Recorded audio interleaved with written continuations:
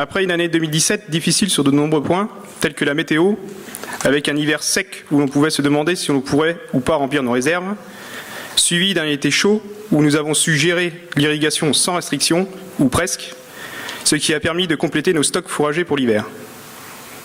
Enfin est arrivé l'automne, et toujours pas de pluie conséquente.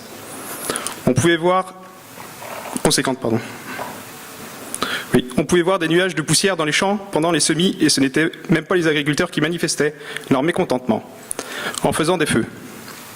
Pour l'année 2018, on espère que nos réserves vont se poursuivre si bien sûr nos fameux Gaulois et certains barbus ne nous en empêchent pas. Coopérative, GMS, industriel, politique, des mots totalement différents mais qui se ressemblent. Le premier s'enrichit sur le dos des agriculteurs. Le deuxième se dit nous soutenir, mais ne connaît pas beaucoup d'éleveurs et engagés et vend même du lait à 44 centimes du litre. Le troisième, les industriels, eux, ne veulent pas présenter leurs comptes, alors qu'ils connaissent les nôtres. Et enfin, le quatrième, nos politiques ne sont pas mieux, puisqu'ils ne font rien pour l'en empêcher. C'est peut-être de notre faute, on les a trop laissés faire. Que faire? Tout casser? Qu'est-ce que l'on a à perdre après tout? Pas si loin de là, nos fameux barbus, occupant illégalement des territoires, ont obtenu satisfaction. Peut-être devrions-nous faire pareil. Qu'ont fait nos politiques? Rien.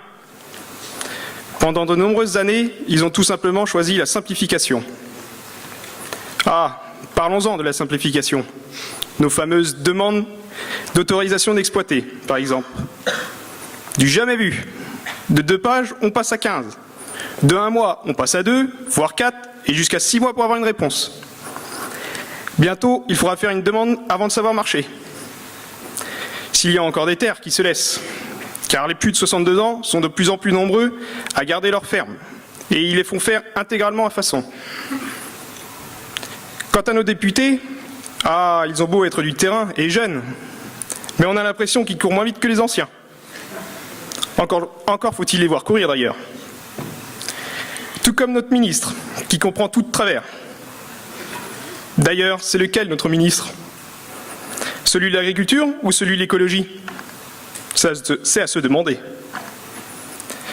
Ensuite, en fin d'année 2017, nos espérances se sont tournées vers les états généraux de l'alimentation.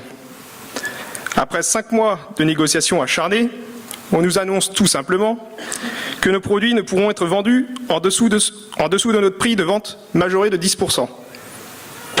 Encore faudrait-il que nos produits nous soient payés à leur juste valeur. Il y a donc encore beaucoup d'améliorations à apporter pour 2018. Mais comptez sur nous, on ne vous lâchera pas. Enfin, cette année, nous avons le plaisir d'accueillir le Tour de France. À nous de savoir en profiter pour promouvoir nos produits et communiquer positivement sur notre métier comme personne ne le fait pour nous.